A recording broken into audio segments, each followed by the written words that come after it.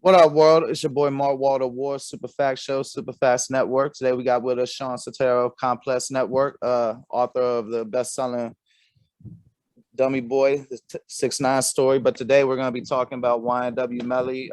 He's got a podcast available on all digital streaming platforms through Complex, the infamous story of YNW Melly. And thank you so much. Sorry to interrupt, but just in the interest of clarity, it's only available on Spotify. So only available on Spotify. They partnered with us in making it. So I just want to make sure that that's out there. Well then, hey, go get Spotify then, because it's well worth a listen. We were gonna do this episode because this trial was starting today, but it got delayed. You've been kind of boots on the ground. Also, there's a you've been covering it for Complex. There's a great article about what to expect with some revelations we'll get into. But what does the delay portend to you? Sure. So, basically, as you get ready to go to trial, especially criminal trials and especially serious criminal trials like this one, where the death penalty is on the line, there's a lot of I's dotted and a lot of T's you have to cross.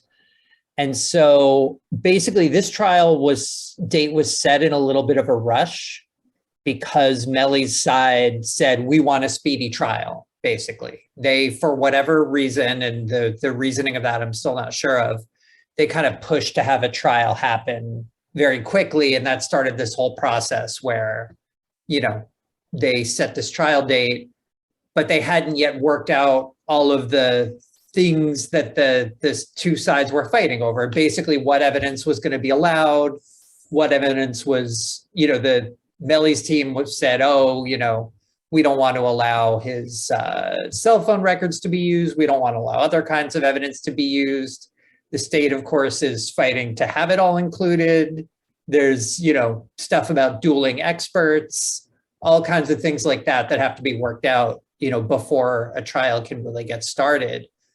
And I thought that they were going to start the jury selection process on time while working this stuff out, but things didn't go that way.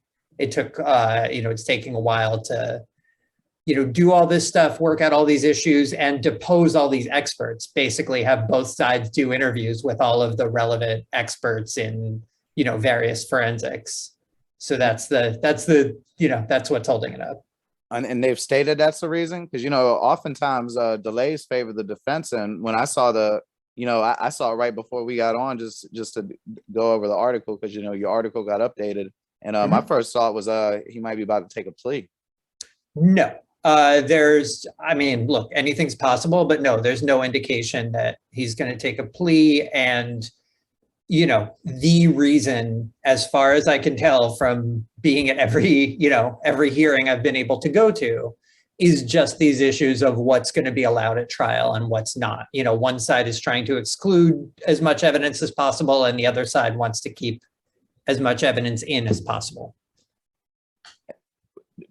So have you heard word, like, is anyone in the area, or I guess in Gifford, or is the Broward County Courthouse? It's not actually in Gifford, is it? No, the crime took place in Broward County, which is, a ways from Gifford. Gifford is where Melly grew up, but, maybe 6 months before the arrest or so, he moved to basically, near Miami, Broward County, in Miramar, basically, and that's where the crime was, and so that's where the trial is.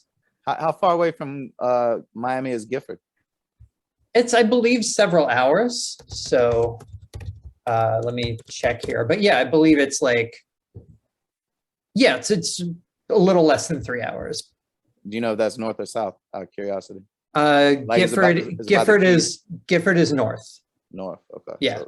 Yeah. So that might not be too far from me. I live in Tampa. We about 4 hours from Miami. I guess that's neither here nor there. Yeah. It's Gifford's like straight north, so it's on the other, on the other side of the state from Tampa. Well, what are you've been to Gifford, obviously. What or have you've been to Gifford? No, right? my teammates on the podcast went. Our producer Shiva and our associate producer Misha went down there, and they met, a bunch of Melly's sort of former friends and, you know, sort of original members of the YNW crew, not the music group, but, you know, YNW, like a lot of rap cliques, is pretty flexible, right? It's the name both of this friend group, and then ultimately by the time he becomes famous, it's much more narrow. It's, you know, 3 or 4 rappers. The movement. See, that's how good the podcast is. When you were like trying to hunt down his mother, you know, it sounded like you were like about to go knock on the door, you know. That was a lot of phone calls. But yeah, I mean, look, we were tempted, you know. We had addresses, but the time our team had in Florida was pretty limited, so it was mostly spoken for by talking to his friends. So through osmosis, what would be your impression of Gifford? I mean, it's, you know, Gifford has a very long history that the podcast goes into a little bit, but we didn't have time to go into it in extensive detail. You know, it is right near, you know, it's most adjacent town. Sorry, one second. I'll take your time. Yeah.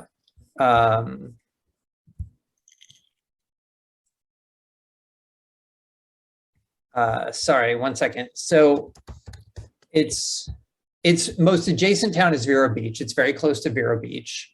Okay, and yeah, I know what that is. In living memory of, you know, certainly not me, but a lot of the older people in the area, you know, Vero Beach was a sundown town. Very literally, like they would ring a bell every day at, you know, whatever time. And, you know, if you didn't look right, you had to get out of there. Gifford has been primarily a, you know, historically a Black town, or I guess not technically a town. It's like unincorporated, you know, area or whatever, but town, primarily a Black town. And, you know, it's been very poor. I think it took into the 70s for them to have like proper water. It had to get on the TV news, you know, it's, so yeah, it's still a poor area. I saw that, you know, I did a lot of digging into the lives of the people in this story. And you get the sense that, like in a lot of small towns and in some bigger towns, that we saw this in Ferguson,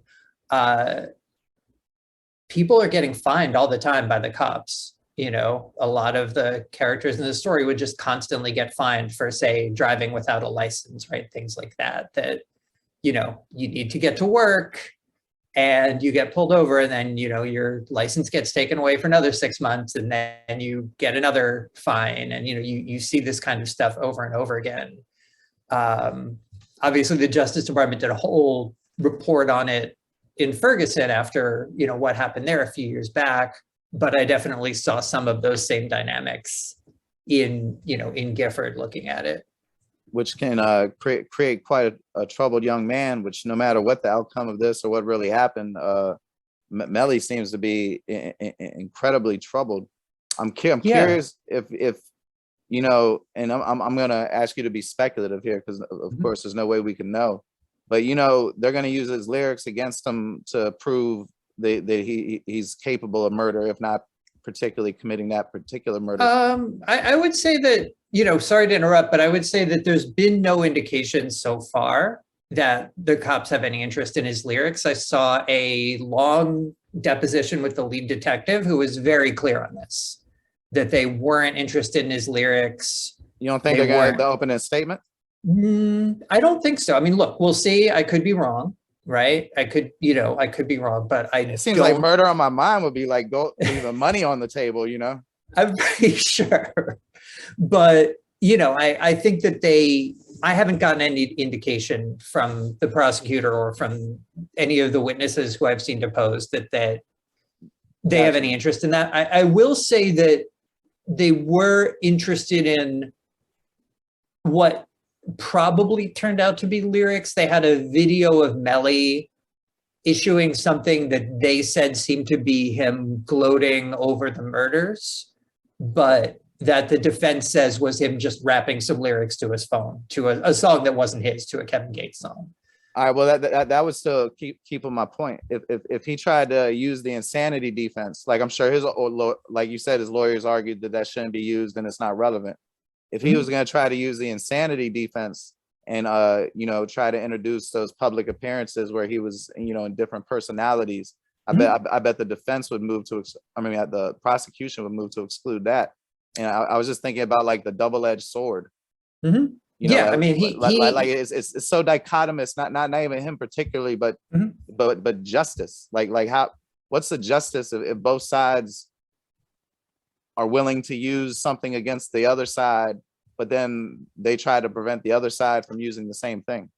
Yeah, I mean, look, it's tough. Melly had, to be clear, you know, Melly's side has never said we're going to say he has multiple personalities. We're going to use his, you know, we're going to claim insanity. There's never been any of that. Like you correctly pointed out, you know, speculators have raised that possibility, but his team never has. And they finally, I think last month, made it absolutely clear that they weren't going to do that. But yeah, I mean, there's a reason people thought he might, right? Because he had these different personalities that he sometimes spoke as on social media, that he named in interviews, you know, that he talked about openly. And certainly in telling the story, that was one of the things in the podcast that we thought about, like, how heavily do we concentrate on this? And we ended up not talking about it very much because, you know, you don't want to diagnose from someone from afar. And, right, you know, aside from his own statements, there's not that much really to say about it. Right, like I can't ask you, do you believe him or not? You know, like, and because like again, like you said, he never even definitively said he had a mental problem, or at least from what I heard on the podcast, he just said, I mean, I don't know, like he didn't seem that upset about the fact. Yeah, I mean, look, obviously his, you know, the family members of the victims, from what I've seen, you know, are suing him, right? They believe he's responsible. And one of the things that the mother, I believe, of one of the victims said was, yeah, the YNW Sac Chaser's mother said, you know, just earlier just last month, said that Mellys' response to the death was not what I expected, that he wasn't acting right. He was acting strange. So, but see, that was a part that not confusing as in the way the podcast or your stories have laid it out, but the actual story itself. So Sac Chaser threatened Mellys' mother allegedly beforehand, and I wasn't gonna ask about you. I want to ask about that specifically, but maybe that's the reason he was acting funny in the funeral. Sure. I mean, look, it was a very complicated relationship between all these guys. You know, it's interesting. Sac Chaser's mom, Melly, had her name actually tattooed on his neck, but she says, you know, I didn't really ever know him that well. I didn't know his mom that well. I didn't see him that much. You know, my son was close to him, but I wasn't really, you know, it's a very complicated crew. And I don't know if I've fully, you know, parsed out their relationships yet. And I don't know if anyone ever will. I mean, it's probably shifting dynamics, you know, when fame and money get involved, you know, maybe somebody who was lesser becomes more major, or, you know. Yeah. I mean, look, this is one of the biggest things, and actually one of the biggest things in the story that I was surprised more people hadn't caught on to, which is, you know, Sac Chaser's mother says, oh, my son was supposed to get $200,000 and I was worried he was being cheated out of it. And she's somewhat unclear about, you know, the detectives believe that money was coming from the record company. Now, what do they mean by record company, right? Did they mean Mellys' manager? Do they mean 300 Entertainment, the larger label that they partnered with? It's somewhat unclear. You know, what was that money for? We don't really know. But it seems like people, you know, on the prosecution side or aligned with the victims believe that Sac Chaser was supposed to get $200,000. And right before he was killed was very worried that he wouldn't be. And it seems like the prosecution may well try to tie that to the murders. Well, see, that there's that double-edged sword again. So that's a factor. Not wanting to pay money is a factor.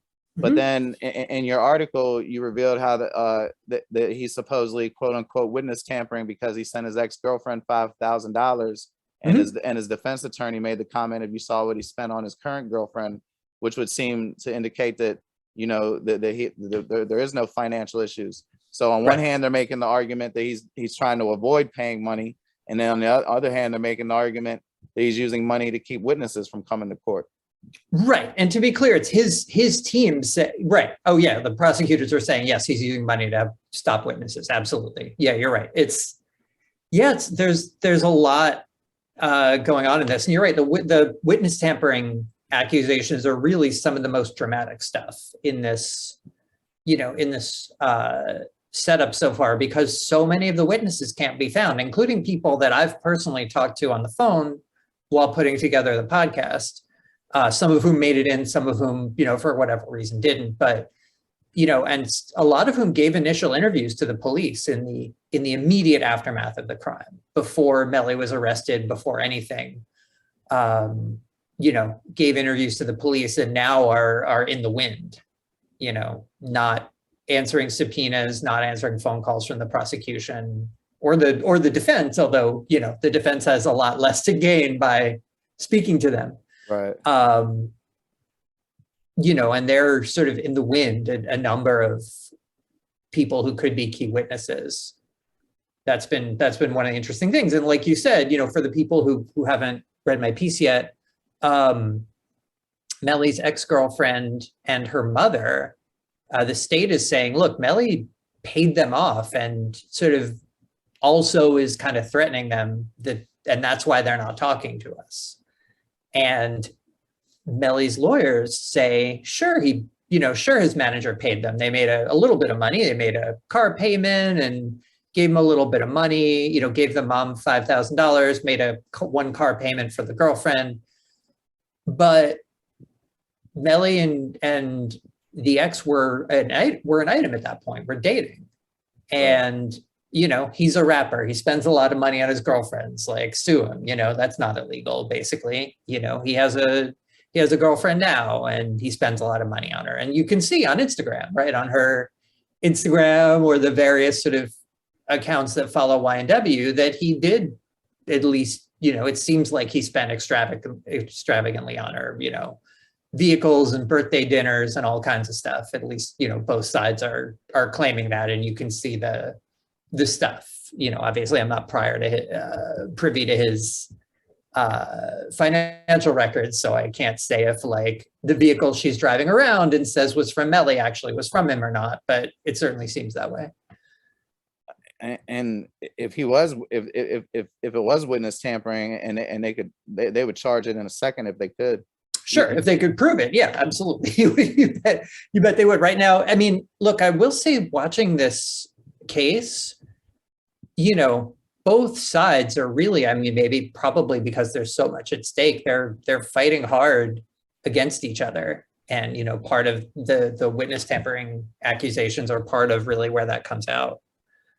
Now, one thing that I felt was kind of left dangling is probably because y'all couldn't find out, but what was there a known reaction of Melly? I mean, other than being accused of murder, of Sac Chaser threatening his mom? Like what was his temperature? Like there's nothing known about like that the immediate aftermath. Like he was just cool. I mean, he doesn't seem like he'd just be cool with that, especially the way. Man, y'all listen to y'all got to hear this podcast. My mom's wasn't faking. Jamie wanted all the smoke. Very serious about that.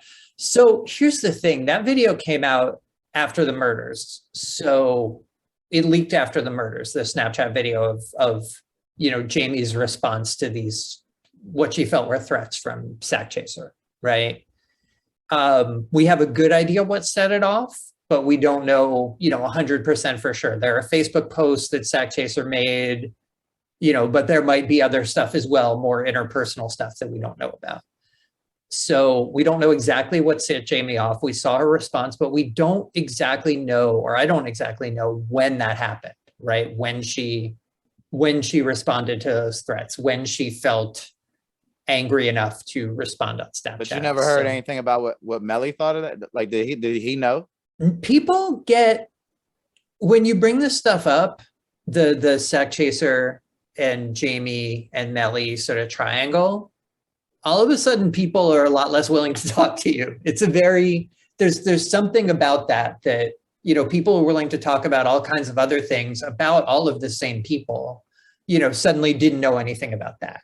You know, oh, I didn't know anything about that. That was, you know, that was the third rail of this whole thing in a lot of ways. You know, this is tangential, but this might be, you wrote one of my favorite paragraphs ever. And I just laugh every time I read this. So like, if I'm in a bad mood, I either go look at my Jesus Rules autograph Mace CD, or now I've added, I don't know why I find this so funny. Melly is also spending a lot at commissary, often around $100 a week. Among his most common purchases, stuffed jalapeno chips, Oreos, lemonade, and mega honey buns. Boy, they doing good. When I was locked up, we just got regular honey buns. Yeah, I mean, look, one of the, you know, one of the things about this was, you know, I was able to get some documents relating to his time locked up. You know, both that and then some of the discipline issues he ran into in prison, which we go into in the podcast a little bit, which were pretty intense. And, you know, he was accused of threatening guards and flooding the place and all kinds of crazy stuff. So, you know, yeah, there was definitely lots of material from, I mean, he's been, you know, locked up since early 2019, I think February 2019. So, you know, a lot's happened in the past 2+ years.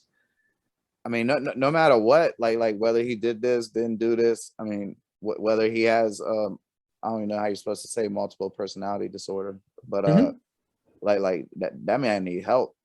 Like all that solitary, if nothing else, is gonna mess you up.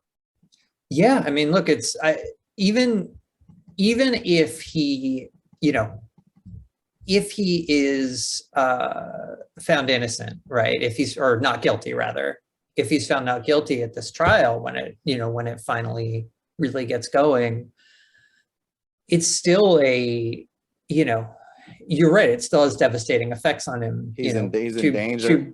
2+ years in prison. Well, what if he's really innocent? And then you got to deal with everybody thinks you killed your man and all that. Right. Or I guess 3 years, right? 2019. So yeah, sorry, 3 years. Forgot what year it was for a second. So yeah, three years, 3 years locked up. Yeah, certainly a lot of people in Gifford who, no matter how this comes out, believe he did it. You know, his co-defendant's father was shot, and, you know, police believed it had some connection to this, although, you know, people in Gifford don't, you know, obviously the person who was arrested for it says, I didn't do it. And people in Gifford say that's not why it happened. This guy had lots of other enemies. But, you know, it's still suspicious that this guy was shot, you know, the father of Melly's co-defendant, you know, was shot, and people initially speculated that it was revenge. You know, and whether it was or not, yeah, there's definitely a lot of people in Gifford who are upset with Melly. And so I, you know, he probably will not want to go back there, or at least not live there, which again, he wasn't right before this happened anyway. Yeah. And, you know, obviously the whole thing is just sad. Yeah, it's very, very sad. Like you said, being locked up for 3+ years, who knows what kind of effects that had, a good portion of it. And, you know, in solitary. Yeah, it's extremely sad no matter what happens. Do you like his music? Because I'm gonna confess, I hadn't really listened to YNW Melly, like, to be honest with you, at all. And you know, I didn't listen to it until after I started listening to the podcast. And I just find it to be sad. Like it's the saddest shit I heard since Lana Del Rey. Yeah, look, it's I think he has a amazing ear for melody, and I think, like, it's catchy. Yeah, very, very catchy. And yeah, you're right. There's definitely a lot of sadness there, right? Especially if you kind of read backward. You try not to do this with someone's work, but you sort of can't help but read backwards into like, what we now know about his life, what we now know about what he's accused of and his music. But Or yeah, even I definitely or even like, what's the one song you were talking about on the podcast? It was a 772. 772. Yeah. And that's kind of like a love song, but it's like you can hear like the desire and not the desire for romantic love, like almost like just to feel actual love. And again, that could be me projecting, but no, I mean, there's a lot of emotion in that song, especially for someone who was still a teenager when he wrote it and when he made it. Yeah, there's a lot of real deep feeling in there. Yeah, I think he had a lot of incredible music, and unfortunately, I think, obviously his most recent album, he had to kind of piece together while he was locked up out of odds and ends. We'll see if we'll see if he has the chance to really create from beginning to end again. yeah, I mean, shit, even if we go down the road, he might be able to do that. Who do you think's a better rapper between him and Ace Hood? I don't know if I want to. I don't know if I want to answer that. I will say, Ace. So for your people who might not know, Ace Hood was the host of the infamous podcast, and Ace was great. This was, as far as I know, the first time he'd really done something like this, and he was really down to get into it, really down to put himself into the story. The first time? Damn, he did great. Yeah, we had lots of long conversations that ended up working their way into the podcast about, he really connected with Melly's story, right? Especially like, the parts where you fight with your friends over money. He had that with his initial label, Dollars and Deals. He connected with Khaled, and Khaled, we say this in the podcast, Khaled didn't want Dollars and Deals. Khaled only wanted Ace Hood. And that had some real, caused some real friction and broke up a lot of, important relationships. So like, he really got that connection about how Stardom really caused a lot of friction in this YNW group who'd been friends since childhood. I mean, in my opinion, YNW Melly might got him on the songwriting, maybe, but I think the only way Ace Hood would be out rapped by YNW Melly if he took one of them Wolf of Wall Street drugs. But on the other hand, I doubt Ace Hood could ever come up with a hook like Murder on My Mind. So yeah, I guess is what do you value, For sure. Yeah, but I again, I want to thank you for giving the opportunity to talk about this, because, as you mentioned, or with this big article on Complex, YNW Melly's murder trial begins next week. Here's what to expect. Obviously, the headline's a little out of date now. We don't know if it's beginning this week or, the week after or what, but sometime soon. But, there was a lot of information in there, and all that kind of got picked up was the start date, which, as I found out today, turned out not to be, they turned out to push. But as you rightfully noticed, there's a lot of information in there that I'm kind of surprised more people hadn't picked up on. Stuff about the witness tampering, stuff about the, the $200,000 payment to Sac Chaser, I should say, accusations of witness tampering. And stuff about, stuff that hasn't been reported about, the issue of whether Melly was gang affiliated or not. Which I mean, DJ Vlad and DJ Academics don't read, bro. But we'll just wait until somebody who reads tell them. Then you don't gotta say nothing. Yeah, I'll let you say that. Yeah, I mean, look, one of the gang stuff is complicated in its way. The reason it's even an issue is, basically the state is trying for the death penalty. And so in order to do that, they have to say this was a really bad crime in a bunch of different ways. And so one of the ways they're saying is it's because he did it for money, right? And that's the $200,000 thing I was talking about. And another is they're saying because it was gang affiliated. And so they deposed a gang cop. They're trying to prove, Melly's gang affiliation. And, there's been a whole lot of back and forth about that. In fact, just today, they brought a photographer in to take pictures of Melly's tattoos so that the state could then use that to try to prove gang affiliation. Man, you usually in a murder trial, it's pretty much a slam dunk. I mean, most people don't even take a murder charge at trial. But this one, I wouldn't bet on him, but it sounds like he got a better chance than most, because I mean, he can shoot down that money motive.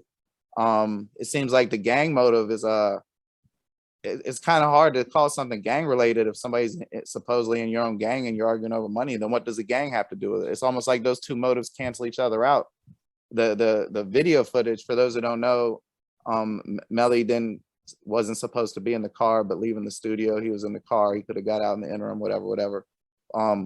That seems like the most damning thing and inconsistent testimonies. But a good lawyer could pick that apart. I mean, he could certainly walk out of that courtroom a free man.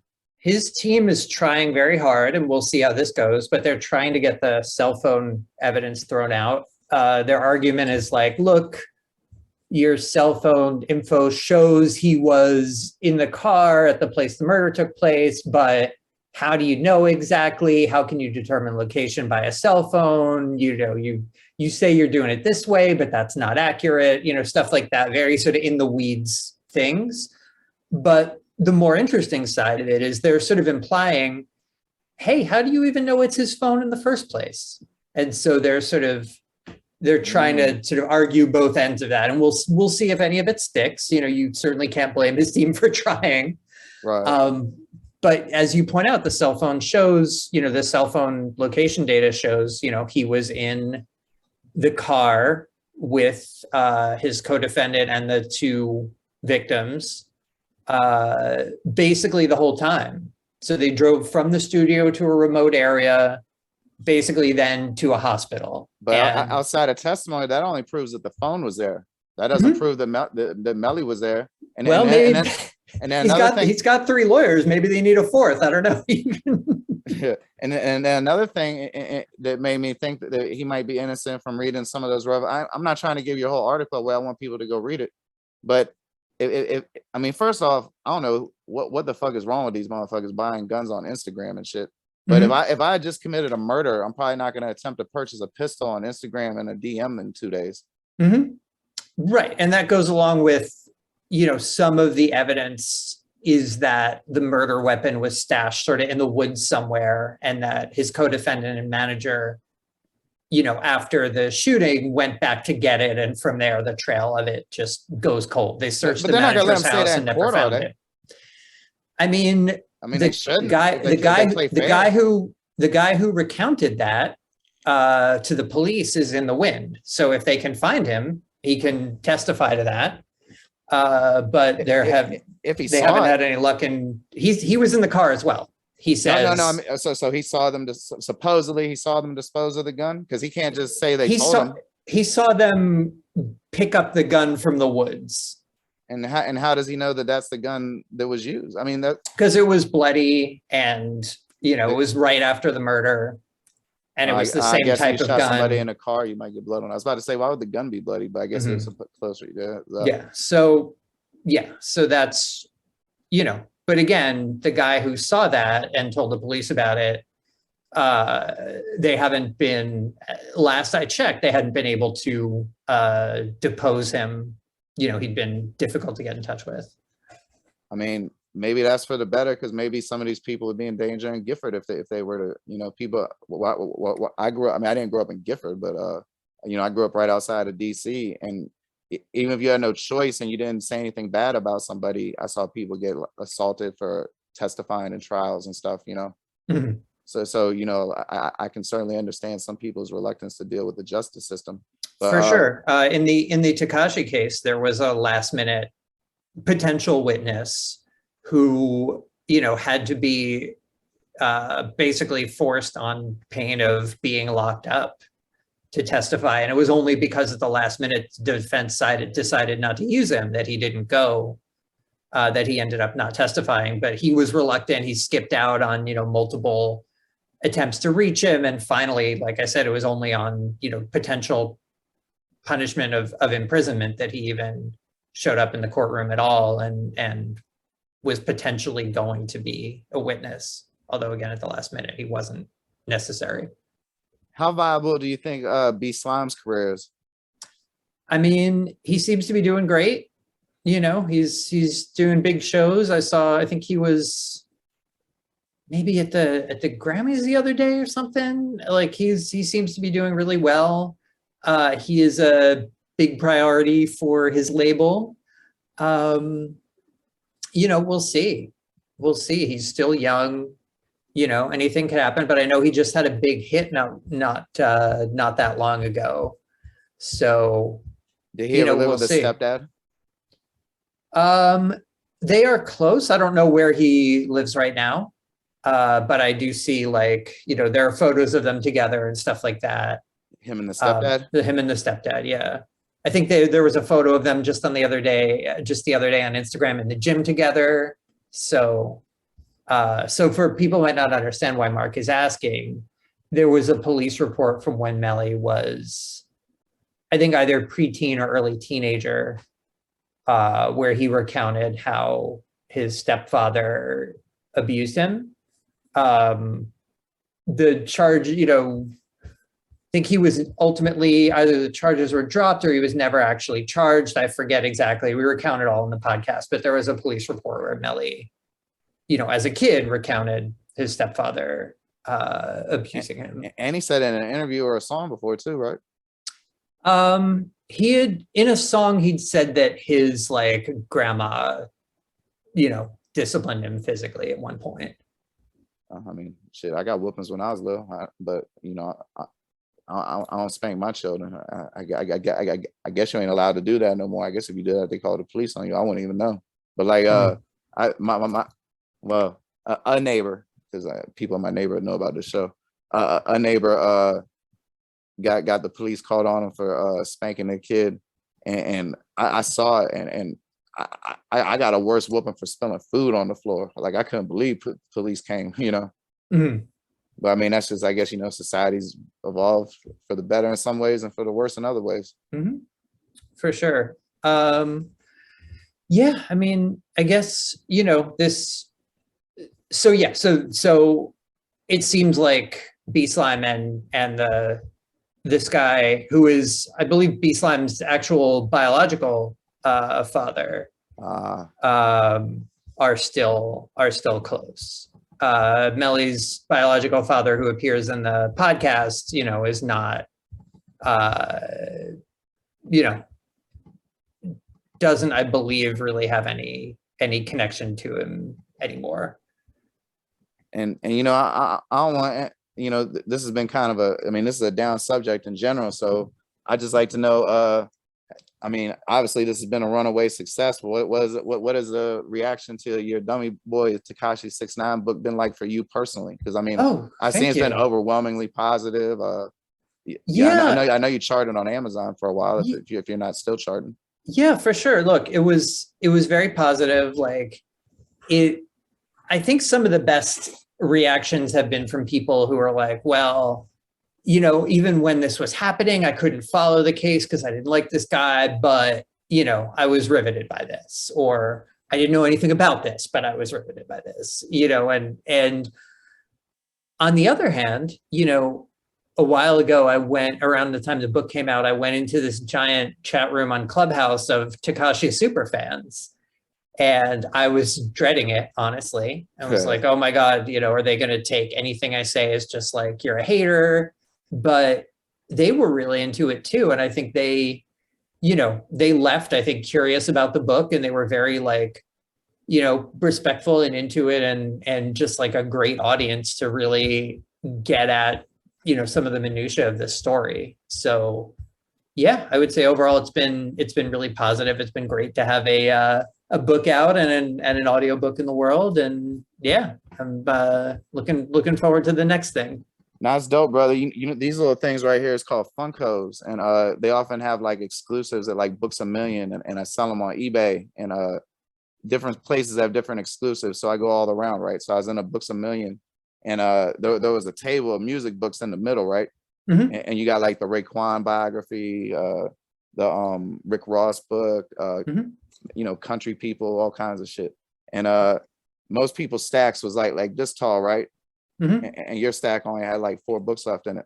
Oh, wow. All right. Yeah. Amazing. Amazing. You can never tell with retail, you know, which books are making it to stores and all that kind of stuff, but that's amazing to hear. Oh, well, they did you a service with that cover, because like it's impossible to walk by and not notice it. Definitely. Definitely. It was a great, you know, it was a great cover, and I'm so glad that we got we got them to design it. Yeah.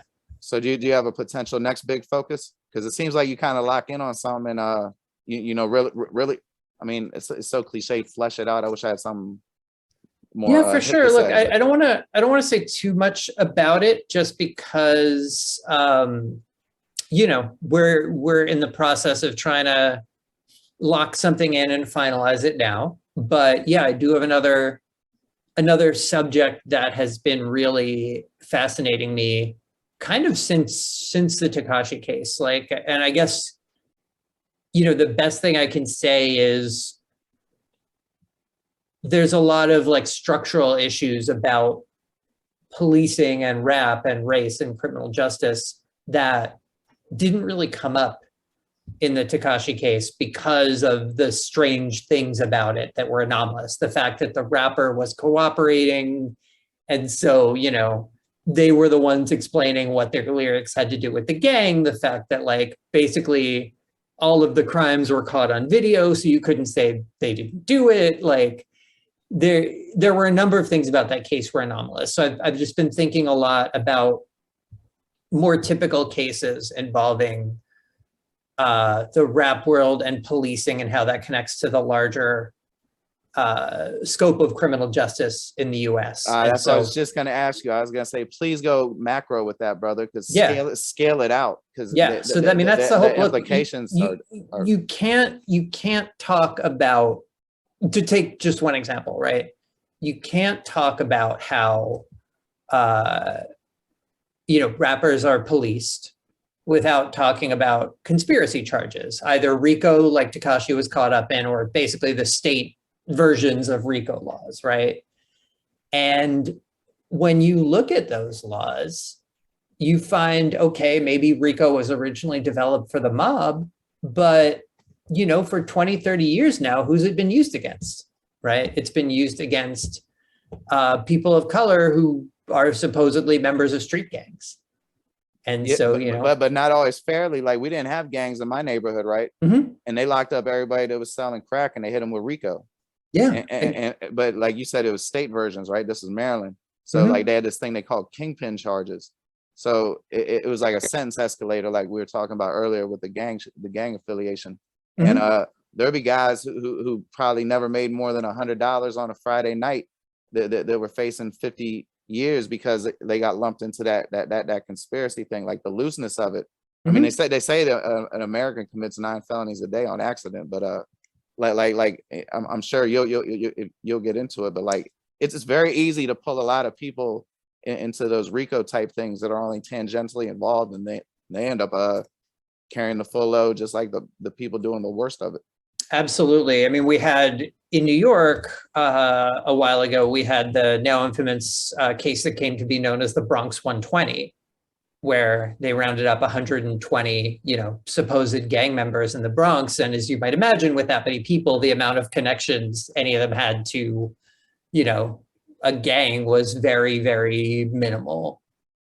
You know, very few of them did. Most of the charges were dropped. Maybe all of them. I'd have to look to double check, but it was, you know, a huge prosecutorial overreach, I feel confident saying.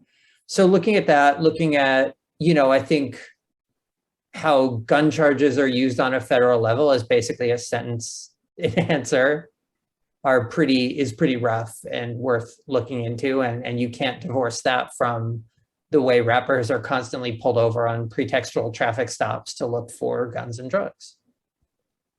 Yeah, so no one has any problem making money off songs about guns and drugs. Right. So yeah, so looking at things like that, we'll see what form it takes, but these are some things I've been thinking about, talking to people about over the past little while, and you know, we'll we'll put it all together, and see what happens. On the complex side, also, working on a podcast that's a little different, a little true crimey. I can't say too much about it yet because it hasn't been announced, but should be pretty fun and a bit of a different lane, and getting to work with some other really great writers and reporters on that. So that's been a blast too. And I'd like to finish on this, since you deal, I'm not gonna say negativity, but a lot of stuff has to be somewhat well, I don't know what the right word would be, because I don't want to sound all woo woo, but it has to be a lot sometimes. What do you do personally to like, do you meditate, do anything to clear your mind of these dark thoughts? For sure. And thank you for bringing that up. It's very, very true that these are very heavy things. And so there's two sides to this. One is, what do I do to clear my head at the end of the day when you're dealing with, death penalty cases and, injustice and, murder and betrayal, all these things, betrayal and everything. I mean, running helps. I try to run, multiple days a week, and that's always good. Watch a lot of movies and read a lot, and try to do things that have nothing to do with this. The other side of it, though, is equally important, which is I do try to really make sure I take in the full weight of all of this stuff, because it can be very easy to focus on the next hearing, the next small procedural thing. Is this motion going to go for the prosecution or the defense? Can I get this lawyer on the phone? What are they going to tell me? Are they going to talk on the record or on background? Can I get the judge's assistant on the phone today? There's a million small little piecemeal things when putting together an article like the one that was just published, or putting together a podcast, where there's so many small details that you can lose sight of the big picture, and you can lose sight that this does involve people's lives. This does involve real people. And so I also do my best to really try to take that in. So it's like, on one hand, trying to take in the full emotional weight of it, and on the other hand, trying to do stuff to, deal with that, get outside of it, process it, whatever you want to, whatever term you want to use. Well, I think you do a great job of conveying the humanity of the subject at hand. Right now, I'm reading Charlie Wilson's War, rereading it because I just saw the movie again because it was trending. What book are you reading, out of curiosity? Oh, wow. So, funnily enough, ever since Stephen Sondheim died, months back, I have been on a giant musical theater kick, starting with his work, but then it's not a world I knew that much about. I'd played in pit bands, in high school and afterwards, but only a handful, during my life as a musician. So right now I'm in the middle of a book about Richard Rodgers, who was, the music writing half of Rodgers and Hart and Rodgers and Hammerstein. Huh? I know Rodgers and Hammerstein. I'd never heard Rodgers and Hart before. So it was his songwriting partnership before Rodgers and Hammerstein. So yeah. Is it? So yeah. I mean, obviously, it's interesting. Is this guy an interesting character? Yeah. So the book is about his life a bit, but it's also about various shows he wrote, including a more recent-ish one your listeners might know, which was the Cinderella musical that they first did with Julie Andrews in the 50s, and then again in the 60s. But then also there was the version with Whitney Houston and Brandy in 1997. So, basically one of the chapters in the book looks at the differences between those productions and, how it changed over the years and all that kind of stuff. So that's been my, very outside of anything I do professionally, world. I could definitely see how that could clear one's mind. Well, I mean, one thing I will say is that in structuring podcasts, right, it's all about the story. What's the story you're telling? What's the structure of the story you're telling? And thinking about musicals, obviously, it's a very different animal, but they are structured and they have their, rise and fall. And so going in depth on how people do that has actually probably in ways I'm not even fully cognizant of helped me try to figure out how to tell a story in, a podcast form. Man, even when he's relaxing, this man is working. Shawn Setaro, ladies and gentlemen. Mark, thank you. This was great. Always a pleasure. Thank you. And I don't know. I look forward to seeing what you got. And I'd love to touch base next time you do something interesting. Definitely. All right. Thanks a lot. And all right. take your time as always. All right. Bye-bye. All right. Peace.